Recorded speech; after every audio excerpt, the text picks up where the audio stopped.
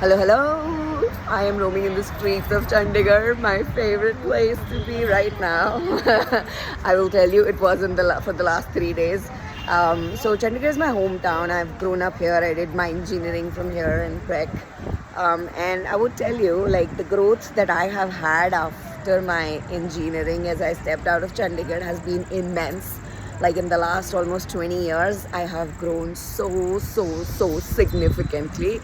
And you know what happens is my identity now, who I've become, is very different from who I was when I used to be in Chandigarh earlier. And what I've realized is when I come back to Chandigarh, that old identity starts to come back because it is so practiced in presence of my parents.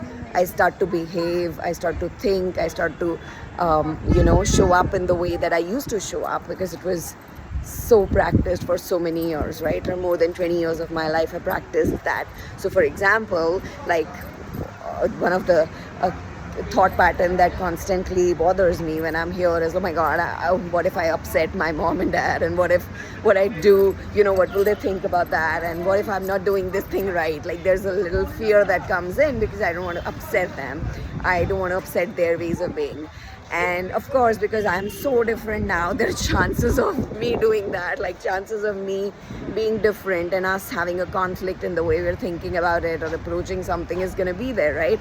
And I would, try to protect myself and them from that conflict. And the way, frankly, I ended up doing that, I think, is I just avoided travel because it used to be so messy that when I'm here, I would have just so much of pressure of who I need to be in order to not upset them. And when I am in Bangalore, when I'm in my comfort zone, in my place, I am a very different version, right? So I would just tell myself, you know what, for these week that I'm here, let me just, try to be the version that that they want me to be. But obviously it doesn't work out, right? Like, it is so much of disparity. So I decided that, it won't be perfect, it would be messy, but I just don't want to use that as a reason for not spending time with my parents, So I'm trying my best. It's always uncomfortable. The first 3 days of me being here, I was like in my own space trying to process all of this. But the way I'm now thinking about it, I'm like, you know what, Kavita, this is a good thing because this is what growth looks like. This is, first of all, an evidence.